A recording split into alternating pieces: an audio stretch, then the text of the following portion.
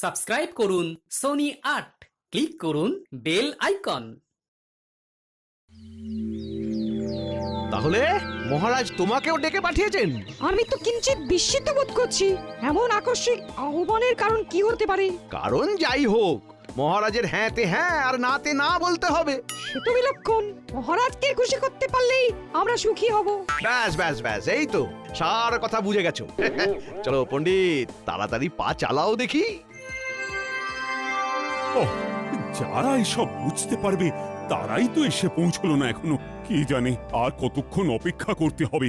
এই তো আমরা এসে গেছি মহারাজ। আমাদের এখানে কি করতে হবে সেটা বলুন। শোনো, আমি স্বপ্ন দেখেছি যে খুব তাড়াতাড়ি আমি রাজাধিরাজ উপাধি পাবো। তাই মন্ত্রী আর পণ্ডিত তোমাদের নিয়ে একসাথে বসে আমি আমার স্থাবর অস্থাবর সম্পত্তির পরিমাণ কত সেটা ভালো করে জেনে নিতে চাইছি। সে তো জানতেই হবে মহারাজ, আপনি রাজাধিরাজ হবেন বলে কথা। আপনার সম্পত্তির বহর শুনেই তো অন্য রাজাদের ঘুম উড়ে যাবে। তাই চটপট সব দেখে একটা পরিমাপ করো দেখি। কিন্তু এই বিষয়ে তড়িঘড়ি করা কি সমীচীন হবে মহারাজ? জটিল হিসাব যে সময় সাপেক্ষ। হ্যাঁ, সময় লাগবে বলছো? না না, হিসাব তো সব করাই আছে, শুধু একটু চোখ বুলিয়ে নিলেই হবে। হ্যাঁ, মানে তাহলে তো হয়েই গেল। আর দেরি হবে না, তৎক্ষণাৎ হয়ে যাবে। হয়ে যাবে না, বলো হয়ে গেছে। কোষাগারে সঞ্চিত আছে শত সহস্র মোহর, রাজস্ব বাবদ আরো ৫ সহস্র মোহর এই আদায় হলো বলে। আয় ব্যয়ের হিসেব ছেড়ে স্থাবর সম্পত্তির দিকে দেখুন মহারাজ। কয়েক লক্ষ বিঘা জমি, প্রতি পরগনায় মহল, কোঠা বাড়ি, দিঘি, পুষ্করিণী। তাই নাকি? তাই নাকি? সব নথিপত্রে আছে বুঝি? এ তো কিছুই নয়, খুঁটিয়ে দেখলে আরো কত কি পাওয়া যাবে। অলংকার, গচ্ছিত সোনা, হীরা জহরতের হিসাব তো এখনো বলাই হয়নি। ও, তার মানে আমার আমলে শুধু কৃষ্ণনগরেরই উন্নতি হয়নি, তার সঙ্গে আমার ব্যক্তিগত আয়ও বেড়েছে। সাধে কি আর নবাব আপনাকে সমঝে চলে মহারাজ? মুর্শিদাবাদের নবাবের সমতুল্য যদি কেউ থাকে তবে তিনি হলেন মহারাজ কৃষ্ণচন্দ্র।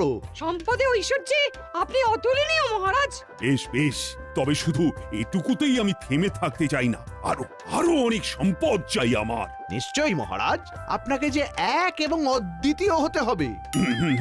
তোমার বাকি হিসেবটাও করে ফেলো তবে, আমি তোমাদের পারিতোষিকের ব্যবস্থা করছি। আমরা তো তারই অপেক্ষা করছি।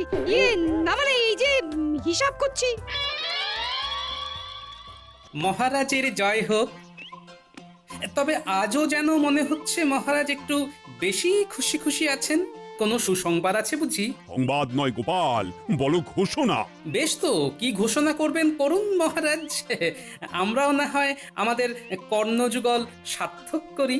ওহ, গোপালের তো দেখছি মুখ দিয়ে ভাষার ফুলঝুরি ছুটছে।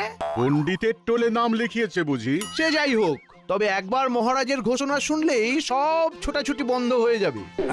শোনো সবাই, আমি ঘোষণা করছি, শুধু বাহুবলে নয়, অর্থ বলেও আমি এখন নবাবকে টক্কর দিতে পারি। তাই নবাবের চোখ রাঙানিকে আর ভয় করব না। সে কি? এ আবার কেমন কথা? না না মহারাজ, নবাবকে একটু সামজে না চললে যে বিপদ হতে পারে। হ্যাঁ, কিচ্ছু হবে না, মহারাজ এখন নবাবের চোখে চোখ রেখে কথা বলতে পারেন। প্রয়োজন পড়লে পড়শি রাজ্য আক্রমণও করব আমি। মহারাজ যেন আজ একটু বেশি সাহসী হয়ে যাচ্ছেন। এমন মহারাজকে তো আগে কখনো দেখিনি। বলছিলাম কি মহারাজ, এতটা বাড়াবাড়ি না করাই ভালো। যার যতটুকু আছে তাই নিয়েই খুশি থাকা উচিত। মহারাজ যা ভালো বুঝেছেন তাই স্থির করেছেন, তোমাকে আর ওই বেশি জ্ঞান দিতে হবে না। সত্য সব বিষয়ে ফোরদ না কাটলে যেন গোপালের ভাত হজম হয় না। আসলে মহারাজের বারবারন্ত শুনে গোপালের চোখ টাটাচ্ছে। গোপালের মতো সর্বহারা আর সম্পদের কি বুঝবে? আমিও তাই ভাবছি গোপাল, তুমি বরং নিজের চরকায় তেল দাও। আমার ব্যাপারে তোমাকে আর নাক গলাতে হবে না। যেমন বলবেন মহারাজ।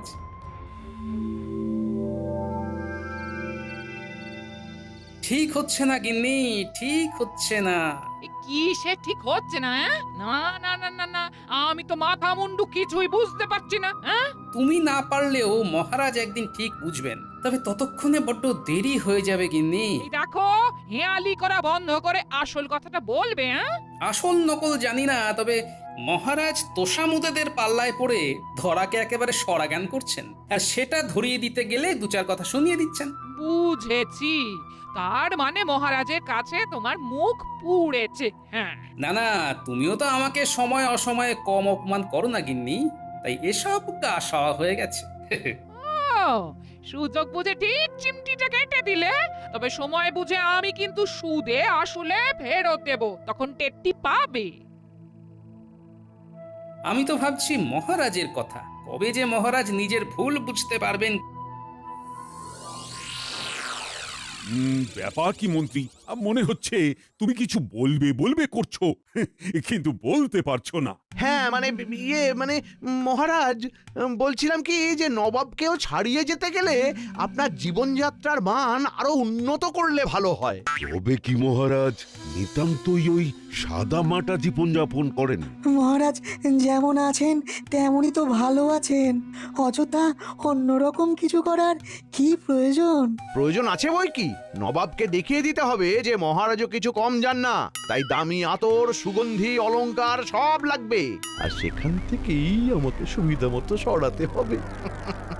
না না না, এটা তুমি মন্দ বলনি মন্ত্রী। হ্যাঁ, যেমন যা ব্যবস্থা করার করো তাহলে। ভেতরে ভেতরে সে কি আর করতে বাকি রেখেছি মহারাজ? কই কে আছো, নিয়ে এসো দেখি। উমা, মহারাজের জন্য কত কি, এইসব না হলেই বা ক্ষতি কি? তুমি থামো সভাকবি, শুধু এখানেই শেষ নয় মহারাজ, আরো আছে। আরো বলো কি? কই কই কই, দেখি দেখি দেখি।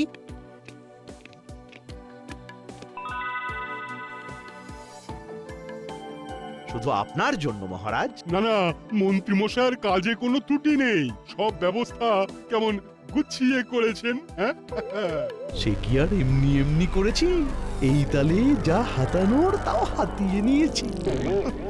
না, এবার যেন ভেতরে ভেতরে বেশ একটা উত্তেজনা বোধ করছি, মনটা একেবারে চনমন চনমন করছে। তোমরা কি দেখছো মহারাজ দিনকে দিন কেমন যেন পাল্টে যাচ্ছেন, কেমন যেন অন্যরকম। এই মহারাজ আমাদের অচেনা। মহারাজের হঠাৎ যে কি হলো ভাই, আর যেন তাল জ্ঞান নাই। কিন্তু এইভাবে চলতে থাকলে মহারাজ বড় কোনো বিপদে পড়বেন। কিন্তু সেটা তাকে বোঝাবে কে? বোঝাতে যদি কেউ পারতো তবে সে একমাত্র গোপাল, কিন্তু সেও তো এখন এইসব থেকে দূরে, ঘরে একা একা বসে। হ্যাঁ, যতই সে থাক দূরে, মহারাজের কথা ভেবে চলো না গিয়ে দেখি কি করে।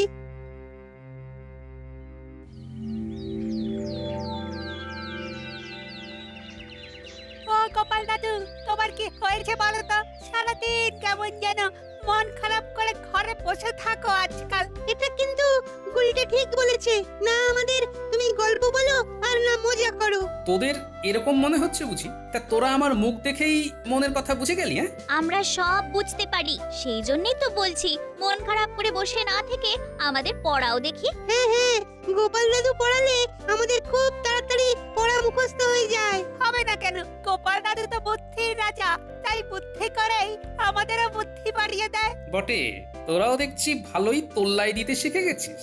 ওদেরটা না হয় তুমি বুঝে গেছো, কিন্তু মহারাজের ব্যাপারটা যে আমরা কিছুতেই বুঝতে পারছি না। সত্যি কি করেছে কি হয়ে গেল? যদি কিছু পারো তবে তুমি কিছু করো, না হলে তো শুধু মহারাজে নয়, এই বুঝি গোটা কৃষ্ণনগরেরই ক্ষতি হয়। বেশ বেশ, দেখছি তবে কি করে কি করা যায়।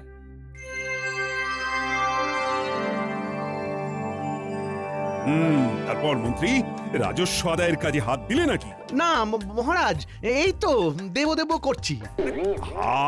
দেব দেব না করে দিয়ে ফেলো, আর ফেলে রেখো না। ঠিকই তো মহারাজ, কাজ ফেলে রাখলে পরে যে মাথায় বাজ পড়বে। ব্যাস, কথা নেই বার্তা নেই, আবার চলে এলো ফোড়ন কাটতে। এই যে গোপাল, নিজের মতো করে আসছো, নিজের মতো করে যাচ্ছো, এটা কিন্তু ভালো হচ্ছে না।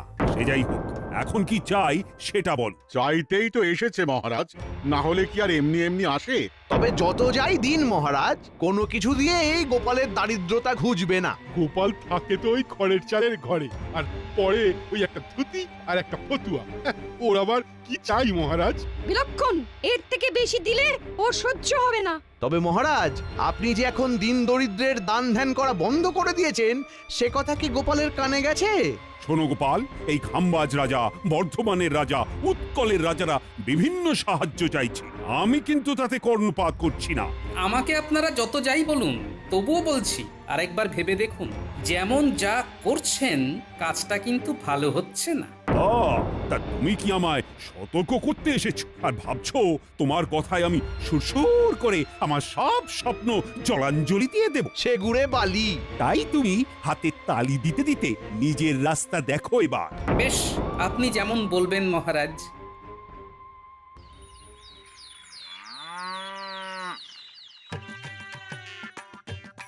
এখানেই তো রেখেছিলাম, কোথায় যে গেল, কোথায় গেল? ঘরে ঢোকা থেকে কি সব ঘাটাঘাটি করতে শুরু করলে বলো তো? আর মোহরের থলিটা তো এখানেই কোথাও ছিল।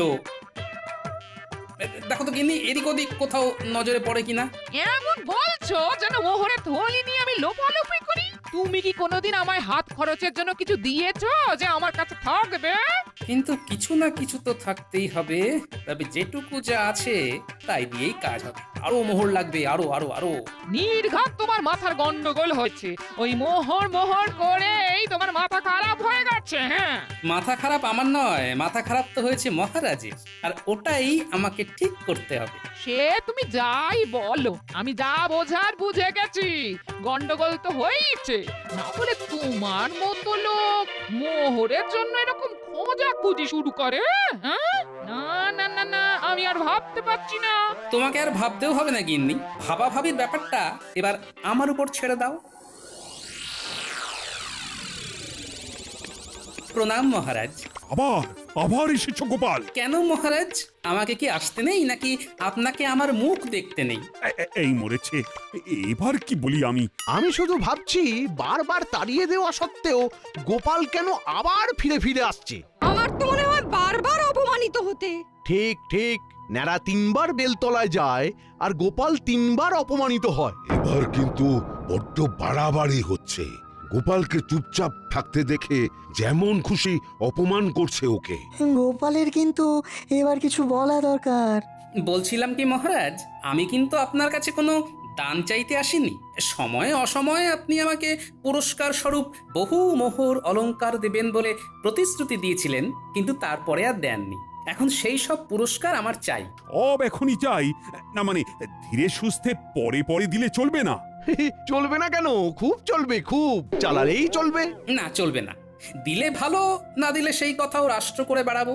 এবার দেখুন কি করবেন মহারাজ। ছি ছি গোপাল, সামান্য কটা মোহরের জন্য তুমি এমন দরদস্তুর করতে পারো? যাও যাও যাও, এক্ষুনি গিয়ে কোষাগার থেকে সব সংগ্রহ করে নাও। আর শোনো, তোমার এই মুখ যেন আমাকে আর কখনো দেখতে না হয়। আপনিও ভেবে দেখুন মহারাজ, এই অপমান কি আর সহ্য করা যায়? বেশ, আসি তাহলে। কিন্তু গোপাল এটা কি বলে গেল? সে যা বলে বলুক মহারাজ, আসল কথা হলো দুষ্টু গরুর থেকে শূন্য গোয়াল অনেক ভালো। ওই তো গোপাল দাদু চলে এসেছে। আমরা তো তোমার জন্যই অপেক্ষা করছিলাম। তুমি বললে যে আমাদের পড়াবে। এই দেখো, আমরা বই খাতা কলম নিয়ে বসে আছি সেই কখন থেকে। ভালোই হয়েছে, এবার তো বাকি কাজটা তোদের দিয়েই করতে হবে। কি সব কাজের কথা বলছো বলো তো? তার মানে পড়ালেখা হবে না? হবে তো, তবে এবার লেখা পড়া হবে। লিখবো আমি আর পড়বে অন্য কেউ। দে দে কাগজ কলমখানা দে দেখি, চটপট লিখে ফেলি।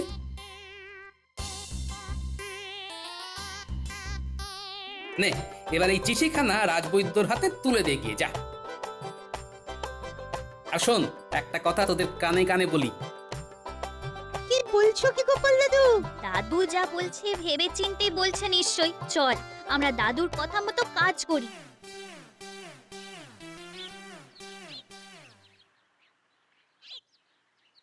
বলি বুড়ো বয়সে কি আবার লেখাপড়া করার স্বাদ জাগলো নাকি? স্বাদ তো জাগে, কিন্তু স্বার্থে কুলোয় না গিন্নি। সে কি আর আমি জানি না। তবে ওদিকে কি খবর?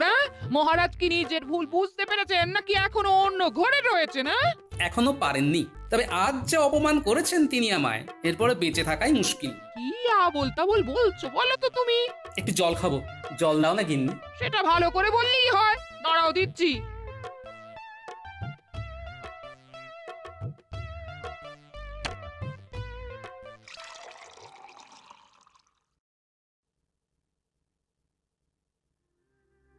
ও মা গো, কি হলো গো?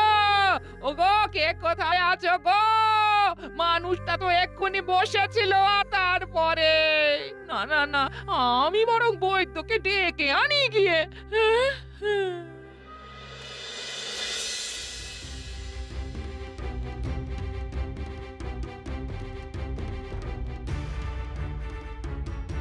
তখন থেকে তো অনেক পরীক্ষা করলেন, কিন্তু মানুষটা এখনো চোখ খুলে দেখছে না কেন? বড্ড দেরি হয়ে গেছে। আর মানে এই মানেটা কি? গোপাল জগতের মায়া ত্যাগ করেছে। আমার সে কি কথা গো? ও গো, আমার কি হবে? ও দাদু, দাদু, ওঠো না গো। ও দাদু, একবার চোখ খুলে দেখো না। ও দাদু, দাদু, দাদু গো। এই যে তোমরা যাও, একটা কাজ করো, মহারাজকে গিয়ে এই খবরটা দিয়ে এসো এক্ষুনি। বাকি ব্যবস্থা আমি করছি না হয় ততক্ষণ। আজ সকাল থেকে মনটা যেন কেমন আনচান আনচান করছে। কেন মহারাজ, আপনি কি কোনো ব্যাপারে চিন্তিত? চিন্তা না, মানে হ্যাঁ হ্যাঁ, মানে চিন্তা তো একটা। আর চিন্তা করে কি হবে মহারাজ? যা হওয়ার তা তো হয়ে গেছে। গোপাল দাদু আর নেই মহারাজ। দাদু আমাদের ছেড়ে চলে গেছে। একবার শেষ দেখা দেখে আসবেন। কি শুনলাম আমি? গোপাল আর নেই? এমনটা তো একটুও ভাবতে পারিনি। আজ এ কি দুর্যোগ নেমে এলো এখানে? গোপাল আর নেই, এমনও শুনতে হবে। আমার তো মনে হচ্ছে মহারাজের কাছে অপমানের জ্বালা সহ্য করতে না পেরেই গোপাল হৃদরোগে আক্রান্ত হয়েছে। না না না, ব্যাপারটা ভালো হলো না। চলো চলো, সবাই মিলে গোপালের বাড়ি যাই। হ্যাঁ হ্যাঁ হ্যাঁ, তাই চলুন মহারাজ। গোপাল আমাদের এতদিনের সাথী, গোপালের শেষ যাত্রায় আমরাই কাঁধ দেব না হয়।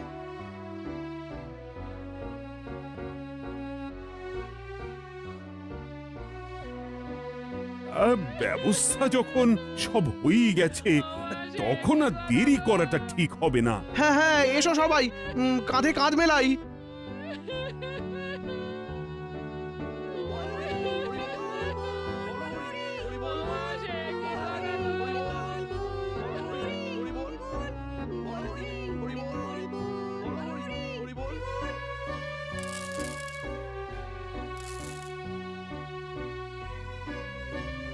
ও, এই দৃশ্য কিনা শেষে আমাকে দেখতে হলো, কিন্তু তবু আমার খুব জানতে ইচ্ছে করছে, বাচ্চারা থলি ভর্তি মোহর অলংকার সব ছড়াতে ছড়াতে যাচ্ছে কেন?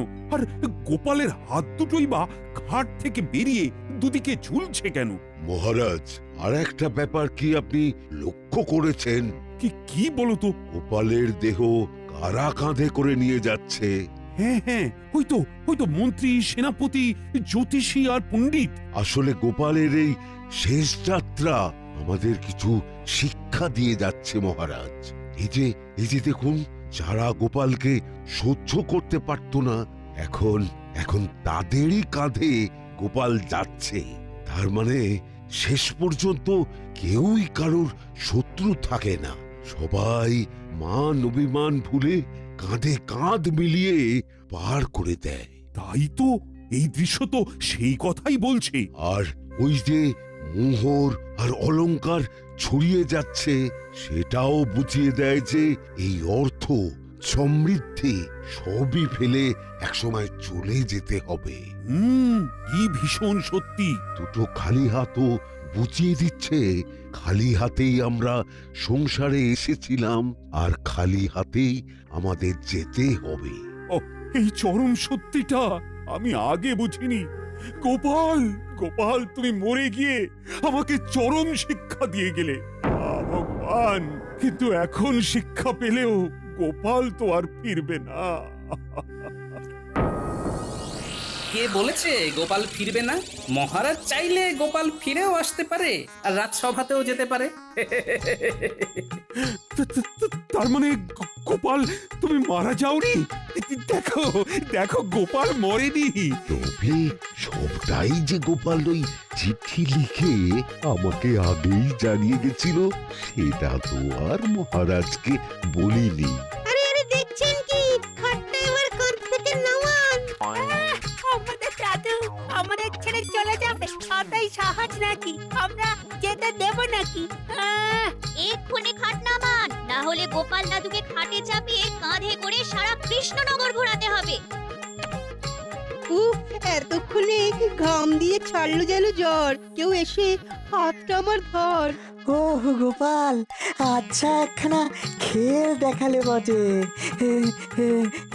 খেল তো এবার আমি দেখাবো। হ্যাঁ, এই বুড়ো বয়সে তোমার হিম্মতি আমি বের করছি।